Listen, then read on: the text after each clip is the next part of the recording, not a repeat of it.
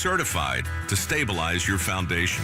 Schedule a free inspection with Groundworks, the foundation and waterproofing experts. Licensed in all states where work is performed. See website for details. The hot weather is here. Stoke here from my team, ROX Rocks Heating and Air. Has another company told you that you need a new air conditioner? Time to throw in the challenge flag. Rocks Heating and Air offers no obligation, free second opinions. They have amazing financing options and incredible rebates too, only from the best. ROX Rocks Heating and Air. Now play that jingle. HVAC service, installation, repair. ROX Rocks Heating and Air. I move mountains for a living. Literally.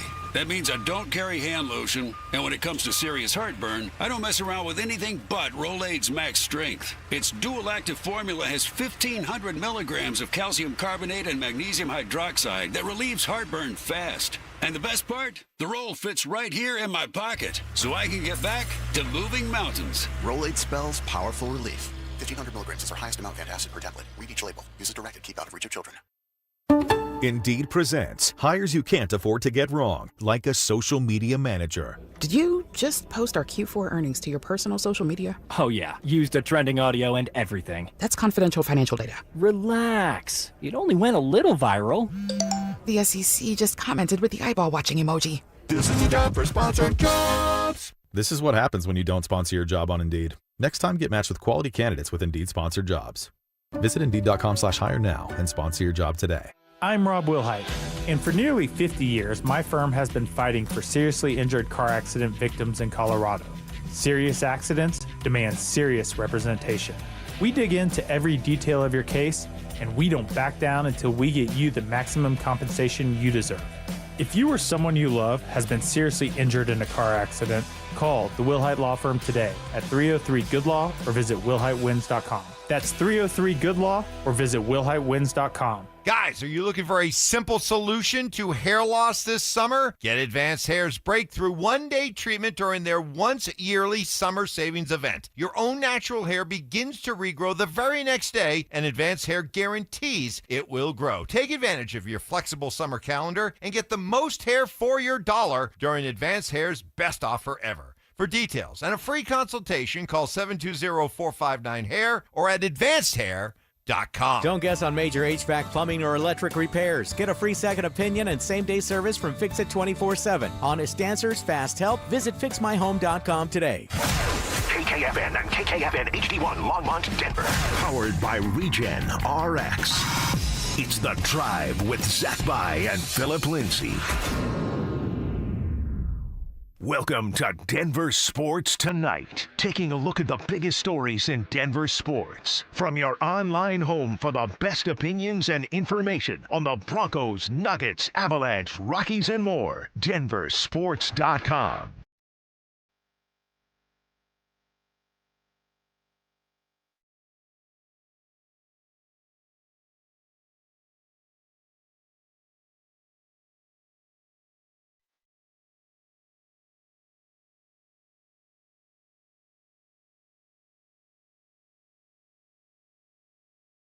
I was thinking of being a little optimistic and saying the Friday edition, but we're not quite there yet. It's the Thursday edition. Mike Rice and Dante Gomez on Denver Sports Tonight. Dante, good to be back with you. Yeah, it's been a little bit. It's been a minute. Look at us on the Thursday edition. How of about DST. that? See that pinch hitter coming in for, I don't know, whoever it usually is. on Thursday. Typically it is Anilo. Oh, Anilo.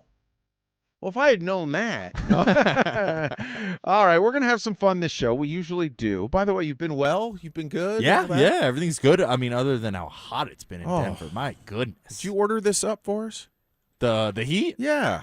No, I mean, did not. you're the Arizona guy. I am the Arizona guy, but I've gotten soft to where 95 to me is hot now. I feel bad. I'll complain to some of my friends or like my mom back in Phoenix, and I'm like, oh my gosh, today was so hot. It was 93 to 98 all day, and they're sitting there in 120. So it's hard for me to complain too much. Can I get my violin out for just a second and play and serenade myself to my sorry, sad song?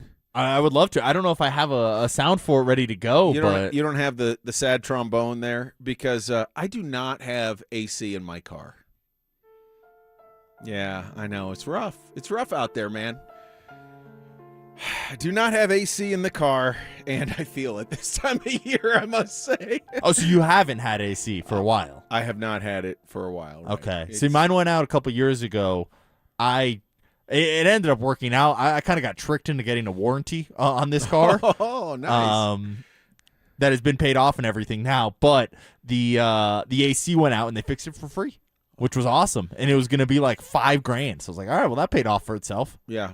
This was a used car that the AC went out about, months after I got it. So you know how that goes. Anyway, it's all right. I'm surviving. I'm thriving and feeling good. Are you windows down even on the highway? Some. You have to. Or do you just sit in like a sauna, Oh, basically? no. You can't. No. I have to have the windows down some. But what's interesting is, you roll the windows down even part way, and you got to crank up the fan. I mean, I can't hear Zach. I can't hear Phil. I can't hear the guys in the morning. Can't hear Dover and Cecil because, I'm old and I can't hear very well. So I end up turning up the volume. Anyway, those are all my problems, but nobody wants to hear them. We're going to talk some Broncos. We are going to talk some Nuggets. We're going to maybe get to some Rockies by the end of the show. We'll see how it goes. But, Dante, it is the time of year for just looking at what teams have done through the offseason in the NFL and trying to prognosticate and predict and offer thoughts about how we think the year is going to go. And there's all kinds of lists that come out. And we're going to go over another list that has come out. Matt Okada of NFL.com has put out a piece about the biggest remaining roster issue for every AFC team. So we're gonna dive into that a little bit. We'll get to what he says about the Broncos. We will get to what he says about other AFC West teams, and see how it lines up with what you're thinking. And if you want to join us, you know the ways to do that. RamosLaw.com text line 303-713-1043. I almost forgot. It's been over a week here since I've been in the chair, but that is indeed the way to reach us there. And, of course, on the YouTube chat, on the fan YouTube page, the chat is powered by Champ Honda. You can join us that way as well. All right, first, though, let's get to what Mr. Okada says about the Broncos. By the way, when I sent you this earlier, I don't know if you had thought about the biggest remaining roster issue for the Broncos. Did you have one in mind before you saw what Matt Okada wrote? I didn't. I didn't really think about it. I just clicked on the link and started reading ahead, so I didn't get the chance to self-diagnose the Broncos with their biggest problem. But it does make sense once I read the article, and I was like, yep, that is the one glaring hole, I would say, on this team. Yeah, and it's not a surprise. And he says this is from his piece. Tight end. The Broncos arguably saw the least turnovers in the league the least turnover in the league this offseason, and have a Super Bowl contending roster in my book. That's good to hear. But they also did next to nothing to improve at tight end after a disappointing 2025 campaign from Evan Ingram and the entire tight end room, 7th fewest receiving yards in the NFL. Adam Troutman is used primarily as an inline blocker. So unless Ingram posts a bounce-back season or fifth-round rookie Justin Joly is a surprise breakout, Sean Payton will likely go another year without his coveted versatile tight end in Denver. What do you think? Are you co-signing Matt Okada's tight end being the position of need still for the Broncos? I am. And Evan Ingram, hopefully he has a bounce back year here, but I think to me it's a hope at this point. I don't think you can bank on Evan Ingram going out and showing what he did in Jacksonville when he had a great year there. He's been injured in the past, not necessarily here in Denver last year, just a lack of production. And who's to blame for that? I think there's a lot of fingers you can point between Bo Nix, between Sean Payton, between the old offensive coordinator as well. You can also just point it at Evan Ingram himself, and I think there's a scenario where maybe his prime is just behind him at this point, and he had the separation, he had the speed in the past, but he's kind of an older guy in the NFL now, so it wouldn't surprise me if his best years are behind him. Yeah, I mean, I keep hoping for Evan Ingram, and I really thought going into last year that he was going to be the guy who, you know, was going to produce at the level I think that a lot of people did. And obviously that did not happen for a lot of different reasons, some of which were on him, others were not. And as much as he received some criticism for his post-game comments about, well, you can only control what you can control, to paraphrase, he was right. I mean, you can't control whether or not the quarterback is accurate. You can't control whether or not a guy throws you the ball downfield when you're open. You can't control a lot. You can't control whether or not your number gets called on downfield throws. And Sean didn't go downfield as much as I think we're going to see Davis Webb go downfield and the Broncos, for not just because it was Sean, but because of other factors. But when you have a Super Bowl roster, or a Super Bowl contending roster, as Matt Okada put it, and I do agree with that terminology, I think it's natural, Dante. I mean, you're nitpicking. There's no glaring hole to me. I think Evan Ingram can be better enough to where tight end is not a complete wilderness for the Broncos. That's a hope.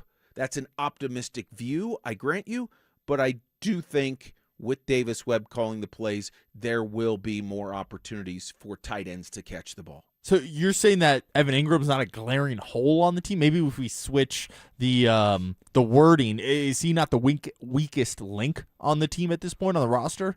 I think the position group is. Yeah, the position group in general. Yeah. So I don't want to make him stand out individually there, but the position room of tight end is the weakest link. I think that's pretty inarguable. Yes, right? No, it is. But here's my point. Last year, I overestimated what I thought Ingram was going to bring in terms of production. This year, I'm not overestimating what I think his production will be or the tight ends in general. So I have tempered my expectations so that, do I still think that's their biggest need, to have a prime time receiving tight end? Yeah, I mean, that'd be great. There's no question. I wanted them to get a prime time wide receiver to go along with Courtland Sutton more than I wanted, a prime time tight end, but that was just my personal preference. And they got that guy in Waddle on the outside. So I think there's going to be room for enough production in the tight end department to be more of a threat. I realize that's relative. I'm not saying that they've arrived or that they will have arrived. I am also hoping that one of the young guys, if not pops, at least shows signs of being able to emerge over time. Maybe not into the next elite tight end, but at least a guy you can count on to be relatively productive. I think Ingram still has that ability to be relatively productive, but he's got to go show it.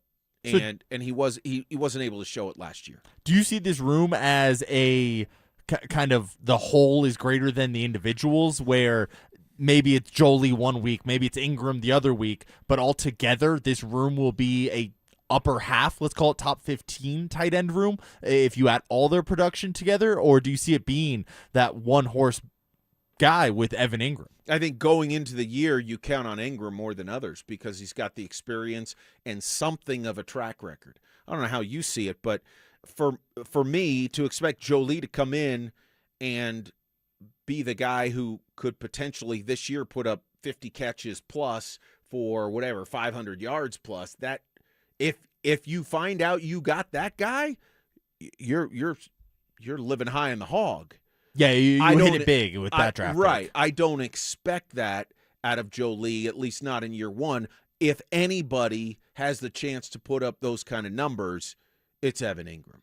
And those were close to what he did last year. I would agree with that. I think if Jolie gets multiple touchdowns, if it's just a crooked number there, I think you're going to take that. I think you would take 300 yards from Jolie as well. Oh, yeah. And then we're talking about Evan Ingram, though. I don't know if he's eclipsing that 550 mark, let's call it. If you had to pick right now, 550, Evan Ingram over under yards for the season, that would be an improvement of about 90 yards from what we saw last year. I gotta go a little bit over that. Not crazy. I think he can do 550. See, I'm still skeptical on what his production's going to be, especially with the addition of Waddle. I mean, we saw Pat Bryant come in late in the year and be more productive. RJ Harvey, to me, is going to be a threat in the passing game, too. And I get that those guys aren't tight ends, but there's only one ball, and they're going to have to spread it around. Sean Payton offenses famously spread the ball around a lot, but I just don't see Evan Ingram being that game breaker kind of athlete anymore. Yeah, and that's fair. I would also say that if Waddle turns out to be everything he has shown himself to be and adds that dimension to the Broncos offense, then perhaps we're not looking at the tight end as such a glaring need to produce. You still need somebody to be productive in the middle of the field. That's often the tight end. That can also be your slot receiver. It can be a lot of different guys. It could be a running back out of the backfield running something over the middle, for that matter. But typically it's your tight end. And I just think that there's still good football left in Evan Ingram. And if he's around his numbers last year, maybe a little bit above that 550 to 600 range in terms of yards, what do you have, 47, 49 catches, something like that last year? If he's 4 catches a game, 64 catches, mid 50s to mid 60s, and Waddle is adding that extra dimension, and Franklin keeps developing, and Bryant stays healthy and keeps developing, I think the Broncos will look at it and say there's enough of a threat at the tight end spot given that those other guys have picked it up. See, I see at best, and maybe this is what you're saying there as well, at best, Evan Ingram is a cog in the machine. I don't think he's ever going to be the star of this offense. And I'm not saying the star being like the one guy, but I don't think defenses are going to have to game plan for Evan Ingram or the tight end room in general of this Broncos team. I just think that the other athletes are so much more critical to this offense, and Bo Nix and Davis Webb. So I think he's just going to be a guy. What is it, a jag? Just a guy. Yeah. I think that's the best case scenario for Evan Ingram this year. Well, Derek in Castle Rock on the RamosLaw.com text line, as it stands, the tight end room is graded a D+ because you have a track record of Ingram and Troutman with unknown in the NFL from Jolie. Yeah, I mean, again, it's relative. I'm trying to, again, temper my expectations with Evan Ingram, and also... Well, time out. You're saying temper your expectations. It from feels last like, year. Okay, compared to last year. But it does feel like the expectations for Ingram going into this year are fairly low around town. Around town, I agree. But last year, I was like, this guy could go for 700-800 yards. That was my thought. And prior to last year, not during the year. Right. Prior to last year, my thought was, I think that's realistic. Clearly, I was way off base, and I'm not afraid to say I was way off base and admit that's what I thought he would do. This year, I think he can be slightly better than he was last year, and if he is, I think with the other additions / development of guys, the offense is going to be in a better place. You don't agree? I'm hoping that's the case, but I just don't see it. I wouldn't be surprised if he goes for less yards than what we saw last year, and last year was already so disappointing. To be honest, I was a little surprised he was back on this roster this year. And I know there was some rumors out there that the Broncos tried to renegotiate his deal, and obviously that didn't end up coming to fruition, but I definitely thought he was a cut candidate from this team, and maybe he still is a cut candidate during training camp if it doesn't go well. I just wasn't impressed with what I saw last year, and I don't think usually guys get better in their 32 age season. Typically, it usually starts to go downhill after you hit, 30, if you're an athlete in the NFL? How about this? Yeah, you're right. Yes. I think, though, if you're slightly better statistically, I think you're overstating what my expectations are of Ingram. I think he can be a contributor. I think he can be a cog in the offense, but I don't expect him. I expected him to be a star more before last year than I do this year. I expect him to offer a threat at the tight end position, not a threat to go for 9 catches a game. But if he can go 4 to 5 on a somewhat consistent basis, I think you clearly have an upgrade from what he and the Broncos thought of tight end last year. See, I'm seeing Evan Ingram this year as the 5th leader in receiving yards on the Broncos. Do you see a scenario where he's 3rd He's behind Waddle and Sutton? No, probably not. But again, this is relative. This is their biggest need of concern. They upgraded the receiver room. You could make the case that the running back room is dependent clearly on Dobbins' health, Harvey continuing to develop, and a wild card in Coleman. So we don't know. I mean, you could make the case that running back is still their biggest area of need because you need a guy to stay healthy and produce. See, I completely disagree with that. I think they're going to be strong at running back compared to the league. I think you have a three-headed monster back there. Yeah. They all have their own roles. Jonah Coleman can come along slowly, hopefully, if J.K. Dobbins can stay healthy. But I think you have a duo between R.J. Harvey and J.K. Dobbins that can be lethal, where it is that thunder and lightning, where you got the big guy to carry between the tackles, and you got the smaller guy that can catch the ball out of the backfield. You can line him up out wide if you want to confuse the defense a little bit. He has wide receiver skills. I just think that running back to me is I think that's a strength on this team. I do too, but the fact is, and I'm not trying to make, let me be clear, I'm not trying to make the case that running back is a bigger issue over tight end. I'm saying I think you can make a case because of the Dobbins health history. You wouldn't be saying what you're saying about running back if you knew that Dobbins was going to last 7 games. No, but there's no way of knowing how long Dobbins is going to go. Exactly. And hopefully he makes it far enough into the year where Jonah Coleman's ready to take the reins if Dobbins does end up going down with another injury, where Coleman can be week 15 on that workhorse. Okay, let me jump in right there. This is an interesting question to tie the two positions together. Because you're down on Ingram, and I get it, and you're high on Coleman's potential. I also want to point out I was very high on Evan Ingram going into last year. Drafted him in fantasy. I was telling some of my other friends in not my league, but in other leagues, like, hey, sleeper pick Evan Ingram. You could get him pretty late in the draft. I think he's going to have a pretty big year. So I was the snake bitten guy from Evan Ingram a year ago, and I'm just not going to get my expectations up for him again. What's more likely, that Evan Ingram slightly improves statistically to the tune of mid-50s catches, which would be about a 8 to 10 catch improvement or so, 6 to 8 catch improvement, and 550-ish yards, or Jonah Coleman becomes that reliable back in the second half of the year that you just described? What's more likely in your mind to happen? To me, it's Jonah Coleman becomes that reliable back, yeah. Okay. I think this offensive line's great, and if you get a real runner that can run between the tackles the way – I mean, have you seen Coleman's legs, dude? He's a thick guy. And I just think that he is going to be ready to take over the offense later in the year, and they're not going to ask too much of him. You have Bo Nix becoming more of a veteran quarterback. I get he's still young in the NFL, but year 3, ready to take a big step. He's an older guy already. I believe he's, 26? Going on 27 next year. So it just feels like Jonah Coleman will be a little bit easier to plug and play versus Evan Ingram going out there. I don't know. Youth wins in sports. Youth wins in the NFL, and I'd put my money on Jonah Coleman over Evan Ingram. RamosLaw.com text line from the 1361.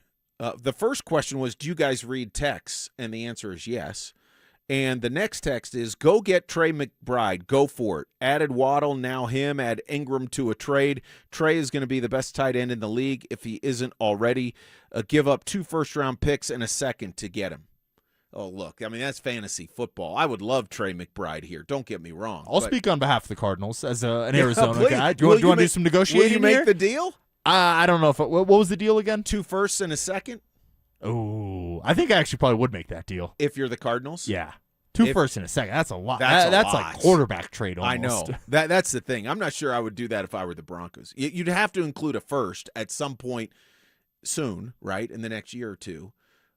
But 2 firsts and a second, that would be a little too late. We already shook on it. Yeah, it was done deal. Well, at least I said no take backsies either. Yeah, that's right. No do overs. Anyway, let's get to what Matt Okada said about the Chiefs and their biggest roster issue, because we want to look around the division. Wide receiver.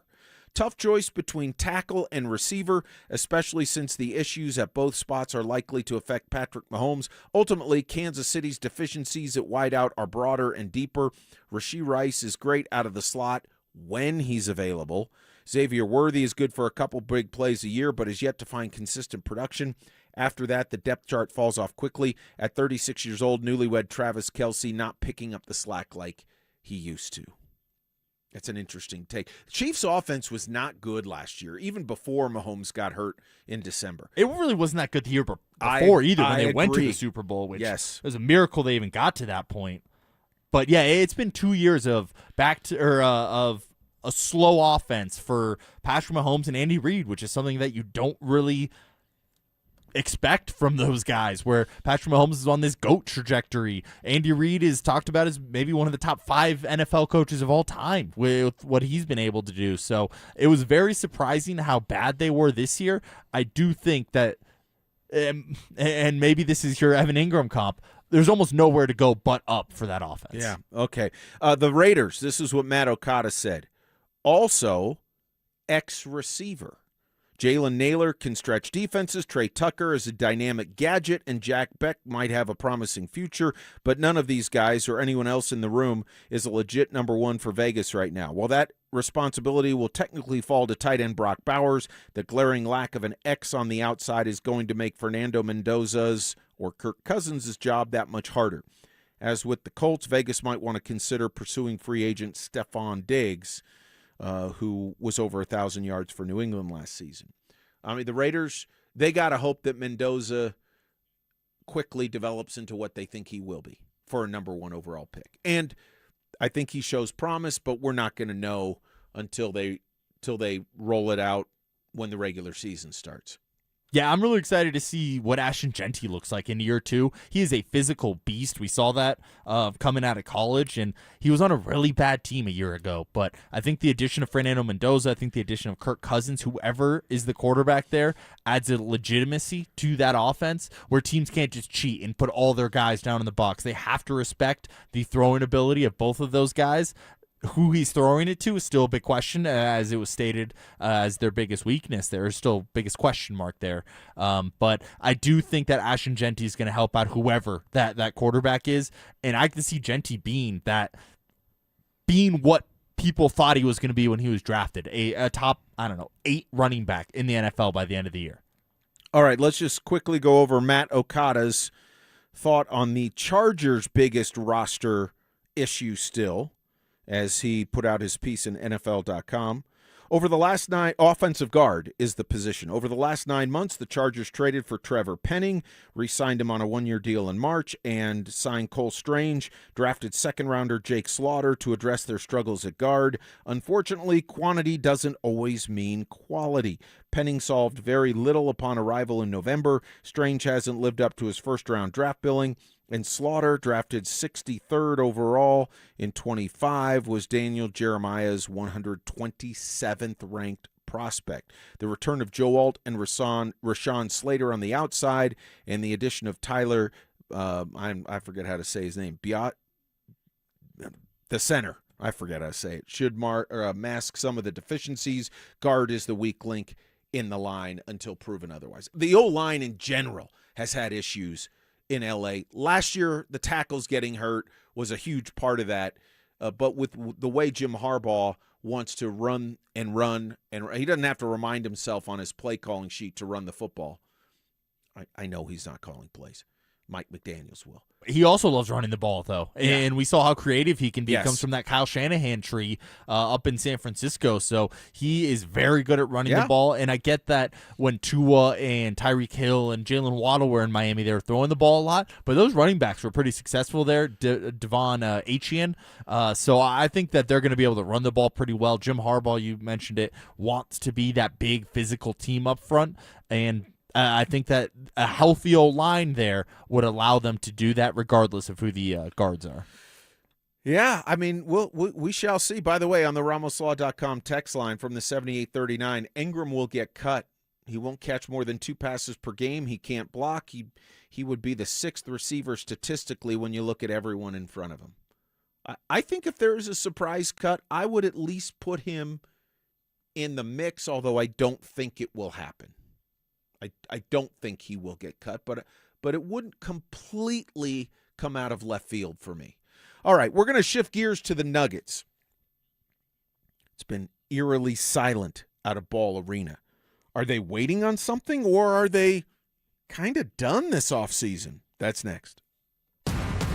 The Nuggets got bounced in the first round, and instead of fixing the roster, they've spent this offseason chasing LeBron James, a 41-year-old who, according to Shams Charania, doesn't even have Denver on his short list. Meanwhile, Payton Watson is still on side. Wing defenders are vanishing off the market, and Jokic just pushed his extension to next year.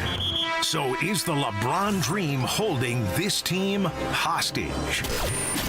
Denver Sports 104.3. The Fan. Hey guys, boy Steve here today about my long-term buddy Troy Hansford. And if you're thinking about selling your house for any reason, now might be the time to sell, still get top dollar. Believe it or not, my guy Troy is still offering his $5,000 guarantee. What is it, you ask? Well, if you can't sell your house at your price on your timeline that you agree upon beforehand, bam, going to cut you a check for $5,000. Who else makes the offer? Nobody I've ever heard of. And he makes that offer because he continues to spend a ton of money marketing his listings, has about 100 families approved and ready to buy right now. And if for any reason you need to sell right away, Troy can buy your house all cash and he can close in as little as 7 days. You have a house to sell, Troy probably has that perfect buyer for you right now, waiting for you to pick up the phone and to call him. Call Troy, get your home sold for the most money. That's 720-900-4433, 720-900-4433. Troy Hansford of RE/MAX Professionals, a Colorado licensed broker. Some restrictions do apply. Want to sell your house? Then call my buddy Troy, 720-900-4433. This is a special alert to all Americans who own a vehicle with less than 200,000 miles with an auto warranty about to expire or with no warranty coverage at all. Due to a decline in the economy, CarShield is announcing a low-cost month-to-month vehicle protection plan that is now available to the public to save any driver out-of-pocket expenses on future auto repairs. Call now to find out how you can pay almost nothing for covered auto repairs. Yes, you heard that correctly. Pay almost nothing for covered auto repairs. An open phone line has been established for all drivers to call for a free quick quote. Call 800-292-4541 now. Drivers who are covered will not have to pay for covered repairs again. This protection plan is at an all-time low. Additionally, drivers who activate this vehicle protection today will also receive free roadside assistance, free towing, and car rental options at no additional cost. Call us for your free quick quote today. 800-292-4541. That's 800-292-4541. What do you have to lose? Call 800-292-4541. Again, 800-292-4541. The new 2026 Honda CR-V was built for Colorado, and July is the perfect time to get one at Champ Honda. Whether you're crushing and cruising city streets or heading to the mountains, the CR-V delivers the comfort and capability you need all summer long. Champ Honda has the largest inventory since before COVID, so you have plenty of great options to choose from. And with their one price, one person, 1 hour philosophy, you know you'll be treated fairly with no games and no hidden charges. And remember, they never charge dealer handling fees. Hi, this is Larry Geiger with SCL Mortgage, letting you know about our second mortgages for anything you need, including home improvements, paying off debt, and more. Visit us at myspecialmortgage.com or call 303-790-2222, NMLS number 1200716. Having insurance isn't the same as having State Farm. It's like needing a lawyer, but getting some guy who just watches courtroom dramas. How does the defendant plead? Guilty. Wait, what? Also, objection. You object to what? Erroneous. Counsel, approach the bench. Hey, can I get a whack at the gavel? You wouldn't settle for just any lawyer, so don't settle for just any insurance. Get the real deal with State Farm. Like a good neighbor, State Farm is there. Treat your pet at Tractor Supply with great prices on everything they need in just one stop. All summer long, we're adding new dog and cat products, over 200. Food, toys, treats from brands your pets love. All new, all at great prices, all at one place. So come in to save time and money. Leashed pets are always welcome.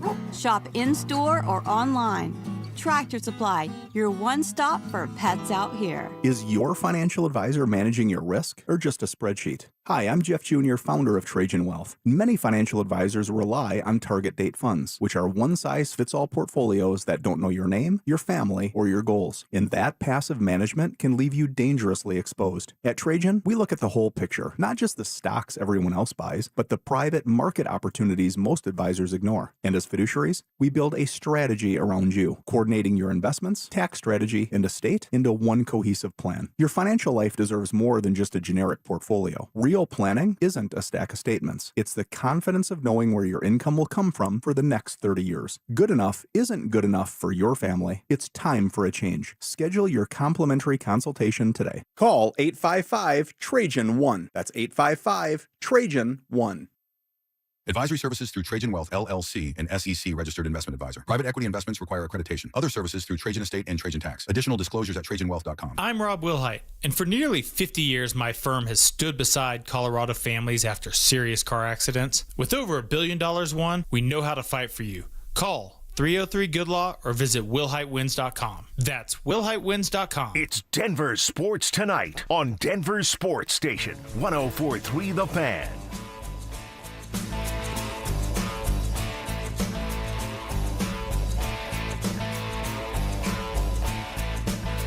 Mike and Dante rolling on a Thursday, Denver Sports Tonight. Good conversation about the tight end position for the Broncos, that first segment. We shift to basketball, Dante, and the Denver Nuggets have been silent for the most part. Signed Marvin Bagley III, re-upped with Tyus Jones. They still have, well, technically there's the LeBron question, but I think it's pretty clear he's not going to come to Denver. There's still the Payton Watson question, and then there's still the question of what the Nuggets' philosophy will be in terms of, are they going to try and get under the luxury tax before the season, or are they going to sort of test the waters, see how things start out, and then potentially stay over the luxury tax, be subject to the repeater tax on June 30th of next year when it's all tabulated to begin with? Here's my thought, and I want to run this by you. I don't think LeBron is coming to Denver, but and maybe the Nuggets behind the scenes have been told that. I don't know. I mean, it could be that Rich Paul has sort of said, Nuggets, you might want to, wink, wink. Yeah, he's still considering it, but ... Probably not going to happen. I don't know. I don't know if they have any of that kind of tell or foreshadowing or hinting or anything. But I still am of the mind that the Nuggets are going to shed some salary before the season starts. And here's why. If James comes, you can't do that. So I don't think he's going to come. I don't think he's going to be here. So then it's if they roll with being over the luxury tax, and yet they really don't want to be over the luxury tax and subject to the repeater tax and a large bill because they've re-upped with Payton Watson, then what do you do? Do you shed salary when you're at least sort of in the mix of a 4 or 5 seed, maybe a 3 seed while the season starts in a year where Joker still hasn't signed the deal, the extension, and he's got a player option coming up? I don't see that as realistic at all. I think that you talk about, walking over the Grand Canyon on a tightrope without any safety netting. That's the definition. They can't do that, can they? Yeah, I brought that up during a commercial break, during the drive of it would be absolutely nuts if somehow the Nuggets went into the year over the luxury tax, decided that they want to get under the luxury tax and sell one of their starters mid-season. I just don't see that scenario happening. To me, they have to decide, do you want to go all in or do you want to do the reset? And if you go all in, you're going to pay a hefty luxury tax fine. And I'm okay with that. It's not my money. I understand that could be a selfish point of view on my end, but I would like to see Nikola Jokic have the best possible team around him, and for that to happen, that means you're signing Payton Watson in the offseason. That means you're keeping Aaron Gordon, you're keeping Cam Johnson, you're keeping Jamal Murray, where you have a legitimate, 7-man rotation there of really quality players. But it has been this team's MO to not do that and not go into the luxury tax. So to me, they just have to decide on a direction. You can't pick both. You can't have one foot on each side here. Pick a direction and go for it. And if you pick the direction of selling off and getting under the luxury tax, that might come at the cost of losing Nikola Jokic, and that's a huge risk there that I would not be willing to make, but again, it's not my decision. Yeah, and we can all say, well, Jokic said he wants to the idea is to be in Denver for life and all this. Until he signs the deal, it hasn't happened. If the Nuggets had a signature, that's a different conversation for sure on what they might do, because then he'd be locked in. And the player option after this year is gone. I look at it this way. Let's just say Watson signs for this year $20-ish million. I don't think he's going to get 29 a year. Sorry. I don't think so either. Most realistically feels like 22. Yeah. Honestly, at this point, with the lack of reporting on it, I wouldn't even be surprised if it gets to like 18. I was thinking the same thing. But for the sake of the discussion, Cam Johnson's at 23. If you re-sign Payton Watson and give him a 3 to 5 year deal, whatever it is, and you trade Johnson, and I only pick Johnson because the money's similar. I don't know who's more likely. We've had that conversation. Others have as well. Then the Nuggets are still about $11 to $12 million over the luxury tax. So it's not impossible to – you wouldn't have to trade AG. You wouldn't have to trade a major piece. You wouldn't have to trade Jamal in order to get under the luxury tax. And so given that I don't believe LeBron's going to be here, and so I don't think the Nuggets have any appetite to be over the luxury tax, be a repeater again, and be subject to the increased cost of being over the luxury tax. Again, it's a little bit in the weeds, but to keep it simple, if you're a standard luxury tax offender in the NBA, the first $5 million over, you're paying $1.50 for every $1 over that you are. So if you're $5 million over, you're paying $7.5 million in penalties. If you're a repeater, you're paying $2.50 for every dollar. So the Nuggets on the first $5 million would be paying $12.5 million above and beyond the salaries that they're paying to the guys. And so the second $5 million goes up even more to $2.75, which puts just that chunk at over $16 million. So all of a sudden, if they're roughly, if I'm doing the math right, 11 or 12 million over the luxury tax, they're going to pay close to $30 million in 30 plus million. Sounds a lot better than the 177 or the 200 that was brought up earlier in the offseason. I could see the Nuggets having an appetite to do that, which would be based again on re-signing Payton Watson, but dealing somebody else of roughly the same money that Payton's going to make this year. If he signs for 18 and you deal Cam Johnson, that tax bill comes down a little bit, even though you're still a repeater. But we talked about this, and this is also worth mentioning. This is also part of the calculus for the Nuggets.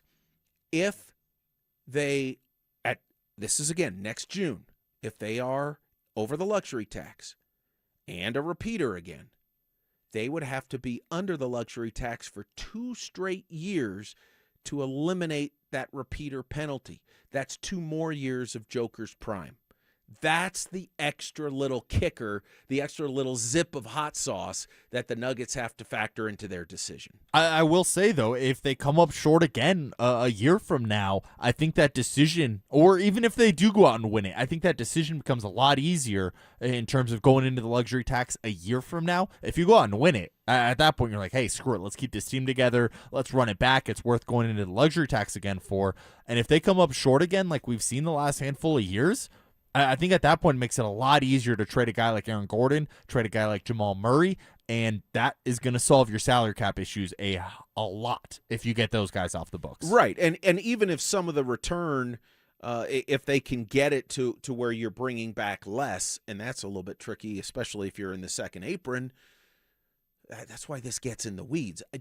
None of us, and I don't pretend to truly understand it. I understand some of the basic concepts, and I've actually looked at some of the basic concepts. So the standard luxury tax penalty and the repeater tax penalty is simply math. as simply being how much you pay for being over the luxury tax. And teams have a cushion between the salary cap and the luxury tax. There's about a $36 million cushion that you can be over the cap but not subject to any luxury tax. The bottom line is this. I think the Nuggets are still going to trade a piece, and my guess would be they would re-sign Payton Watson. I hope they do anyway. I think they need to re-sign Payton Watson because of the type of player that he is. Not at $29 million a year, and I don't think that's part of the conversation anymore. No, not at this point. It feels like it's kind of died out on the interest in him. Still a quality player, and he's still going to get a good chunk of change here, but again, I think it's closer to that 18 to 24 at this point. And to me, what you brought up trading Cam Johnson, to me, it probably makes the most sense to trade Cam Johnson. Expiring contract, $23 million on the books. That's very attainable for other teams to bring that in. So that makes the most sense as far as how easy it would be to get rid of him. Because some of those other guys, like Jamal Murray, Aaron Gordon, Christian Brown, there's a lot more questions that come along with trading one of those guys. Yeah, and maybe if they can get a team to just tack on Zeke Najee in the back seat. He'll drive Cam Johnson to the wherever city they get traded to. $7.5 million this year and next year for Zeke Najee. Oofta. Anyway, we will leave the Nuggets conversation on that uplifting note. We'll talk a little baseball. We'll get to the Rockies in a moment. Who's in and who's out of the core moving forward with the trade deadline barreling down upon us? That's coming up in a moment. They're back. Our free limited edition Training Camp 2026 t-shirts. We currently have drops at various Santiago's Mexican restaurants across the metro area. Limit one per person while supplies last. For more details and to find the location nearest you, head to DenverSports.com/shirt. From the people who brought you It's the Dog Park comes. It's a hot spot on your dog's leg. Says you can treat it at home, you're not sure though, cause now it's oozing. Protect your dog from injury and illness with Progressive Pet Insurance. Ooh, he's licking it. Super gross, dude. Progressive Casualty Insurance Company and affiliates, not available in all states or situations. Coverage subject to policy terms. This summer, the Honey Pepper Pimento Chicken Sandwich and Pineapple Dragon Fruit and Sprite are back at Chick-fil-A.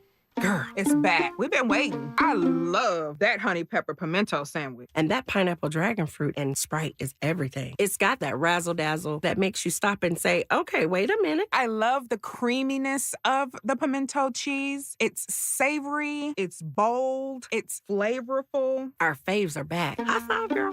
Which fan favorite will you choose? Real customers paid for their testimonials. Where will you find her perfect engagement ring? There's only one fine jeweler in Denver with all the world's top bridal designers. I'm Dylan Williams. And I'm Shayna Williams from Williams Jewelers. Only here in our Bridal Design Gallery will you find Gabriel & Company, A. Jaffe, Hearts on Fire, and the legendary Takori. Thousands of diamond engagement rings from every style and every price range. If it's on her Pinterest page, it's here. Add to that our famous Williams Jewelers Diamond Bar with almost every size, shape, and price range diamond. And our expert diamond professionals will help you put it all together perfectly. At the guaranteed best price in Colorado. We even have flexible payment terms for qualified buyers, so you can do this today. That's why more couples say, will you, with Williams. Where Colorado shines. Williams Jewelers, we can make diamonds a part of your life. The official jeweler of the Colorado Avalanche. Williams Jewelers, where Colorado shines. Patrick was way behind on his IRS taxes. I was in way over my head. The total amount ended up being somewhere just over $30,000. $30,000. Then the IRS came to collect. Started getting letter after letter. A lien had been filed against me. They were going to basically hang me completely out to dry. He had to do something. That's when I reached out to Optima Tax Relief. Patrick's life quickly got a lot easier. It was very easy, pretty much hands off. They picked up the ball and ran with it. And how'd it go? I couldn't believe it. I had to ask 2 or 3 times. I saved an incredible minimal amount of money. How does Patrick feel about Optima? Couldn't be happier. They definitely helped me. Optima Tax Relief, the best place to call. They're the best in the business. Do what Patrick did and call Optima Tax Relief for a free consultation. Call 800-343-6460. 800-343-6460. 800-343-6460. Optima Tax Relief.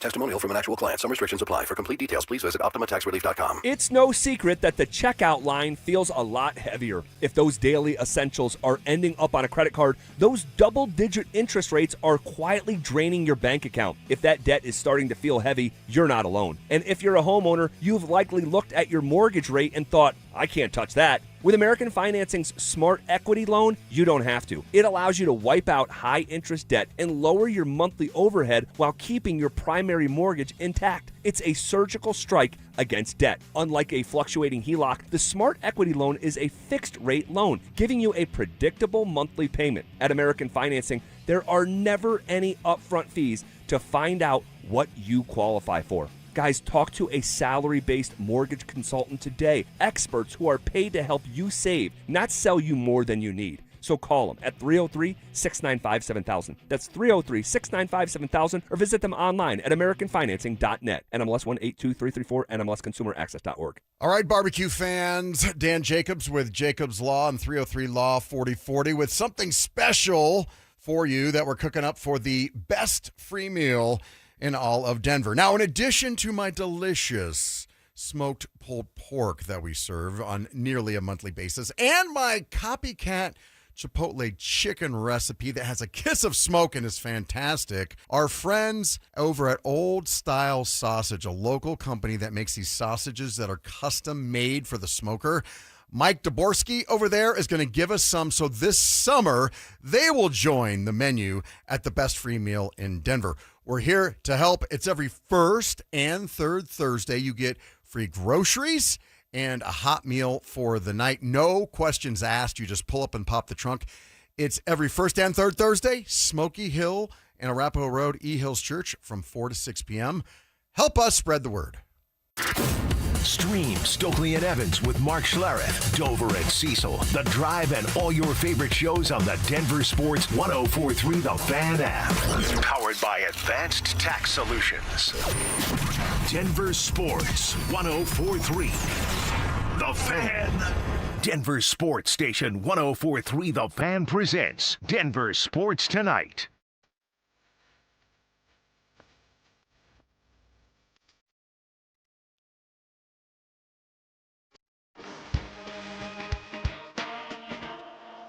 Final few minutes of Denver Sports Tonight. Mike and Dante with you.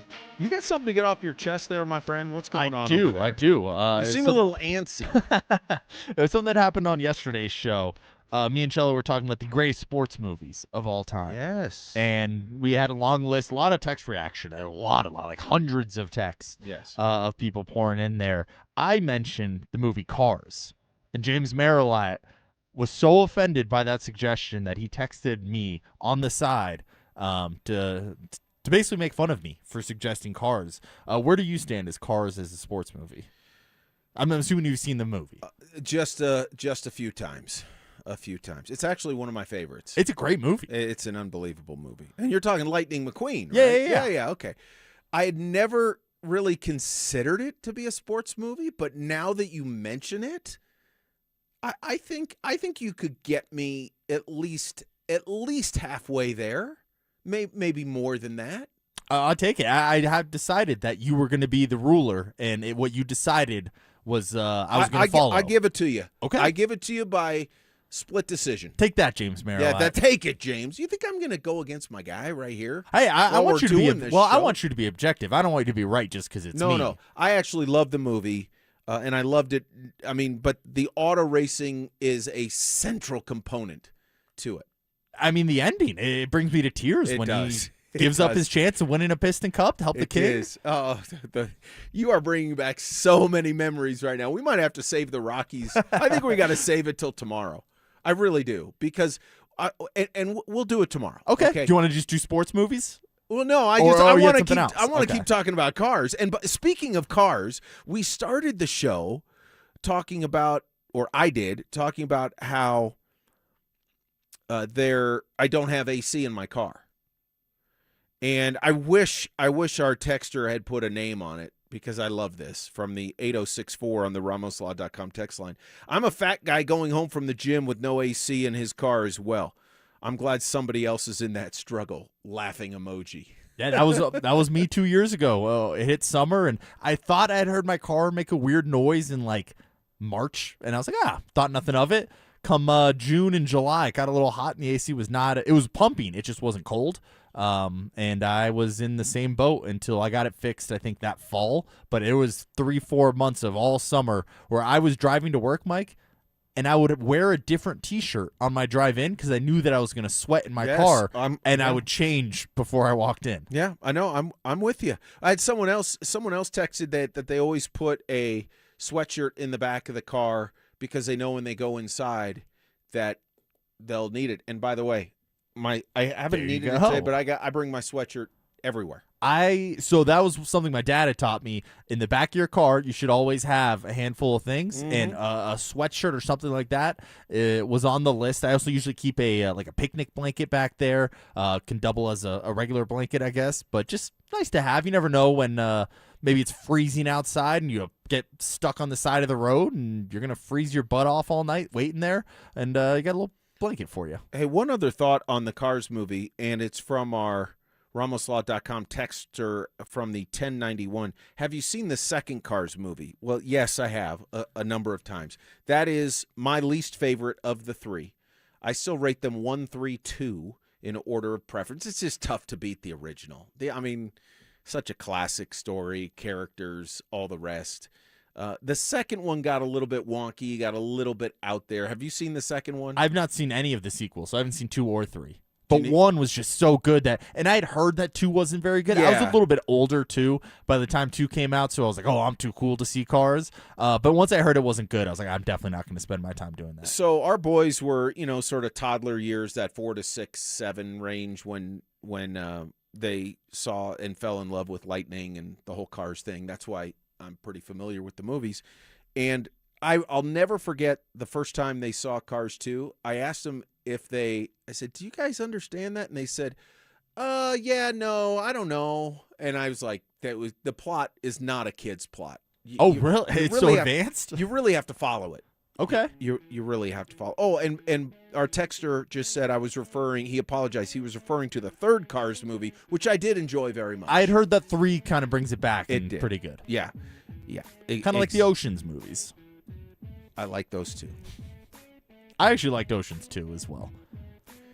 Or Oceans 12. Oceans 12, Oceans 11, Oceans 12. It gets a little wonky. The whole Julia Roberts thing at the end. Yeah, it does. It does. That bugs me. But outside of that, I thought it was decent. I tell you what, Oceans 11, classic. Incredible. Absolute classic. I'm glad we see eye real to quick, eye. we got a couple seconds here. Yeah. Your top 2-3 sports movies of all time. Me and Cello were going. The Natural comes right to mind. Bull Durham is a classic. I love Remember the Titans, personally. Great movie. Yeah, so those are in the mix. I'd have to think about the very top one. Tomorrow, bring it for me, yeah. And we will talk Rockies tomorrow as well. Dante, thank you, as always.